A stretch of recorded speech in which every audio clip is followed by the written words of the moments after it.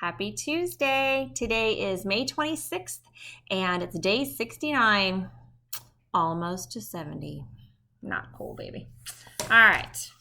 We are reading Ralph S. Mouse by Beverly Cleary, and we just started the book yesterday. We are now on chapter 2, Ralph's Decision.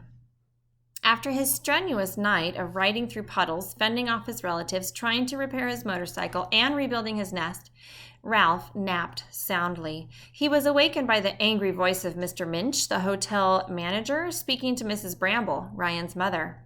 "Look at that floor," Mr. Minch was saying. "Disgraceful." "Well, it certainly needs a good cleaning," agreed Mrs. Bramble. If I can turn the page. "Where's Matt?" demanded Mr. Minch.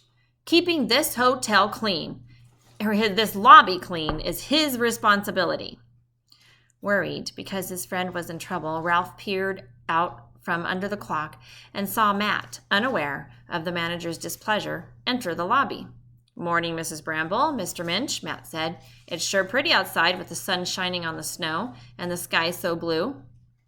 Mr. Minch ignored this greeting. "Matt," he said, and his voice was stern. "Take a good look at this floor. Dried mud on the linoleum. Mouse droppings all over the place. It's a disgrace. The whole lobby smells, well, mousy." "That's funny," Ralph thought. "I can't smell a thing." Matt looked at the floor. "Well, I'll be jiggered," he said. "How do you suppose that happened? It looked clean last night." "Liar," thought Ralph with affection. He knew Matt would never say a bad word against mice. "Never mind how it happened," said Mr. Minch. "Exactly what do you plan to do about it?" "Now take it easy, Mr. Minch," said Matt. "I'll have this place cleaned up in no time."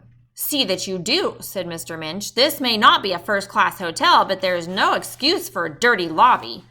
I realize that late arrivals often leave muddy floors, but mouse droppings?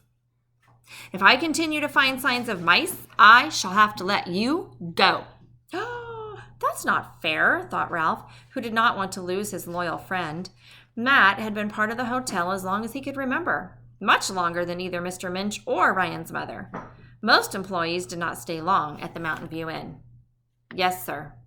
The cheer had gone out of Matt's voice, and this is Mr. Minch yelling at Matt.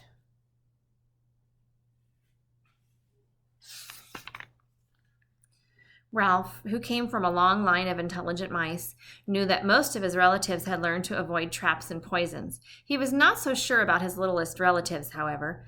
What was left after traps and poisons? Cats. Ralph shuddered at the thought of bloodthirsty cats stalking his innocent little brothers, sisters, and cousins.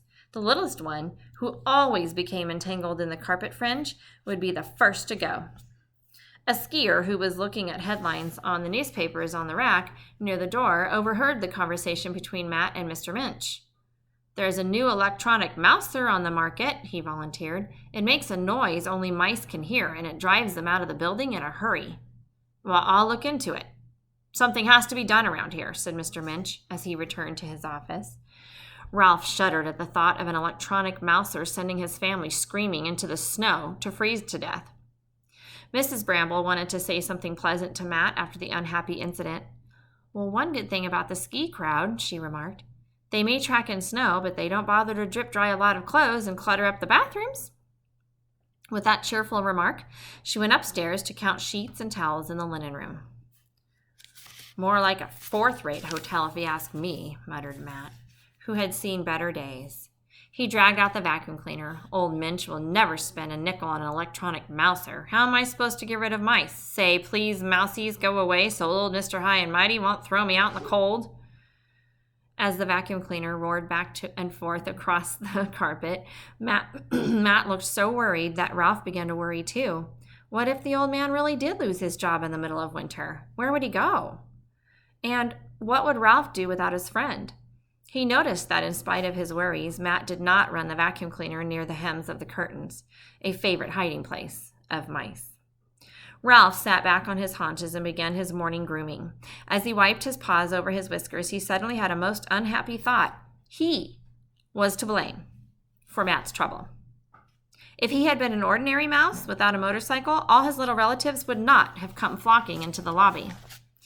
They would still live upstairs, snug in their nests behind the baseboards, growing fat on crumbs from all the food skiers smuggled into their rooms to avoid the dining room prices. Ralph paused in his washing to think. If he moved back upstairs, his relatives would follow, but what about his motorcycle? He couldn't leap up a flight of stairs with it, neither could he leave it behind. Never. If he left it behind, some of his older cousins would grab it and stay in the lobby, at least until they wore it out or wrecked it, and the younger relatives would stay too. What was Ralph to do? He was still turning over this problem in his mind when the clock above him ground and groaned and managed to bring out a bong. Right on schedule. Ryan came running into the lobby, warmly dressed to go to that mysterious place called school, which is mysterious to us now that we've been gone for almost 70 days. He was carrying his books and lunch in a backpack. Ralph admired his waffle stompers. The muddy floor caught Ryan's attention. He studied the mud, and when Matt left to fetch a mop, he got down on the floor in front of the clock and he pressed his cheek against the floor so that he could speak to Ralph. "I saw your tire tracks," he whispered. "I bet you had a great time last night." "Yeah, except for a bunch of little mice," said Ralph. So you can look carefully here at this picture. This is the bottom of the grandfather clock. You know, they have like fancy cutouts. Here's Ralph under there, and then here's Keith's face. There's his eye, his nose, his mouth. So he's like laying on the floor talking to Ralph. I think that's cute.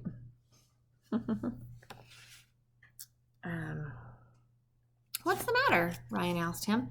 "You sound unhappy." Suddenly, Ralph knew what he had to do.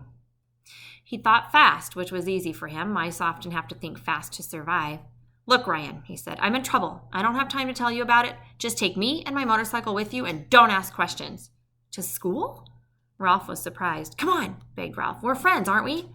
"Well, sure we're friends," agreed Ryan, "but—" No, there's no time," said Ralph, who knew that Ryan would soon have to leave to catch the school bus. "Well, okay, if you say so," said Ryan. By the time "okay" had passed Ryan's lips, Ralph was wheeling out his motorcycle with his crash helmet dangling from the handlebars. "I'll stay out of sight," he assured his friend. "There must be some place I can live at school." Ryan stuffed the motorcycle into one pocket of his parka. I have dog hair on my face. And picked Ralph up carefully so he wouldn't smash his tiny little ribs. "You mean you want to stay at school?" "Yes," said Ralph, suddenly frightened by his decision. "There must be some place I can hide." Ryan thought for a moment. "Well, there's one of Melissa Hopper's boots. You can hide there." "Doesn't she wear her boots?" asked Ralph, picturing himself squashed in the toe of a boot by the foot of Melissa, whoever she was. "Not if she can help it," said Ryan. "Melissa hates boots, so she leaves them at school. That way her mother can't make her wear them." Sensible girl, thought Ralph. Mrs. Bramble came bustling back into the lobby. "Ryan, what on earth are you doing on your knees? You should be on your way out to the highway or you're going to miss your bus." "Just checking the floor for dust," said Ryan, as he quickly slid Ralph into his parka pocket. "Bye, Mom." And he ran out the door and went crunching through the snow to the highway. Ryan must have had second thoughts about taking Ralph to school. He said, "I guess Miss Kay won't mind." "Who's Miss Kay?" asked Ralph. "My teacher," explained Ryan. "Her real name is Miss Kuchenbacher, but she told us to call her Miss Kay because calling her Miss Kuchenbacher would waste up too much classroom time." "Oh," said Ralph, mystified. To Ralph, oh my goodness, I really do have hair on me, dog hair. School was a strange and mysterious place. When he had been a very young mouse, Ralph had pictured school as something like a bus, because mothers and fathers who arrived at the hotel with several children after a long, hot drive across the Sacramento Valley or the long, winding ride over the Sierra Nevada often said, "I'll be so glad when school starts." Ralph had naturally concluded that because the school started, it must also move, like a car, like you start a car. Not quite. As Ralph had grown more sophisticated from listening to children, he came to understand that children moved, school stood still.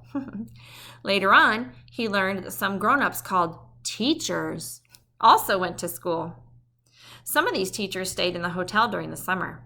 As far as Ralph could see, teachers behaved like ordinary people, except that, unlike parents, they said, "Oh dear, school will soon be starting." Ralph found a clue as to what teachers did in that mysterious place from a TV commercial shown several times a day. In it, a woman who said she was a teacher held a tube of toothpaste in her hand as she walked around saying, "Toothpaste doesn't excite me, but good checkups excite me." And here's a picture of the teacher with her toothpaste. She's got some serious teeth going on there. This remark puzzled Ralph, however. When he had lived upstairs, he had once tasted toothpaste when a careless guest left the cap off a tube. He found himself foaming and frothing at the mouth as he skittered around frantically trying to find water, while one of the maids ran down the hall shrieking, "Mad mouse! Mad mouse!" No, Ralph could not agree with the television teacher. Toothpaste was exciting. "This Miss K," said Ralph as Ryan reached the bus stop. "Is she okay?" "Yeah, she's pretty good." Ralph stamped his feet to keep them warm.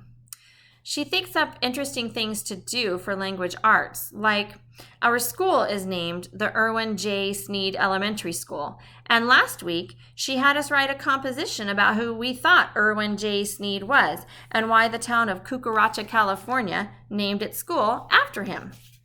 Ryan scooped up a handful of snow, squeezed it into a ball, and threw it at the branch of a pine tree. Snow slid off the branch and fell with a soft plop. "Some kids made Irwin J. Sneed a monster from outer space," continued Ryan, "but I made him a horse thief back in the gold rush days when Cucaracha was a mining town. I said he was the first person to go to jail in Cucaracha, so they named the school after him. Miss K gets real excited about Cucaracha being a gold rush town with a lot of history." "Oh," said Ralph, puzzled. "Well, who was Irwin J. Sneed, really?" Just some old guy on the school board when the school was built way back in the 70s, explained Ryan as he made another snowball. And that's how Brown School got its name as well. It was named after Walter M. Brown, and he was a board member. Ralph could make no sense of this information at all. As the snowball made more snow plop from a branch to the ground, Ryan had a sudden thought. "I better be careful about talking to you at school, or people are going to think I'm nuts." "Maybe some of them could understand me," suggested Ralph. "They might even like to see me ride my motorcycle." Ryan considered. "You better not go showing off. Somebody might steal your motorcycle, or maybe everybody would start bringing mice and motorcycles to school. I don't think that would be a very good idea. A whole school full of mice tearing around on motorcycles. One mouse can get by, but not a lot of mice. You know how some people get all worked up about mice." As the school bus came rumbling down the highway, Ralph had to agree from his hotel experience that Ryan was right. I mix up their names a lot. Ryan and Ralph, it's easy to do. One mouse, or even 2 or 3, could get by, but many mice could not. "Say," he said, "you don't suppose there are already mice in this place?" "No," said Ryan, as the bus stopped in front of him. "Mr. Costa keeps our school too clean for mice." Of course, Ralph's feelings were hurt. "Remember to keep out of sight," were Ryan's last words to Ralph as he climbed on the bus. Deep inside the parka pocket, Ralph felt sad, brave, and noble, frightened, and bewildered. He felt sad because there had been no time to say goodbye to Matt. He felt brave and noble because he's going out into the world, and he would protect the safety of his little relatives. He felt frightened and bewildered because so much had happened so fast. Yet the inside of the pocket was really cozy. In the deepest corner, Ralph found a dried-up raisin that would have made an excellent breakfast if he had not been so nervous about what lay ahead in that mysterious place, the Irwin J. Sneed Elementary School. He nipped a tiny little bite of the raisin, and he told himself school must be safe because so many children went there. "Of course, I'll be all right," he told himself, pretending to be brave. "But I will be careful to stay away from Miss K's toothpaste." And there he is all snuggled up in a little ball. So cute. And that, my dearies, is the end of Chapter 2. Chapter 3 is called Irwin J. Sneed Elementary School. And I will see you tomorrow. Bye.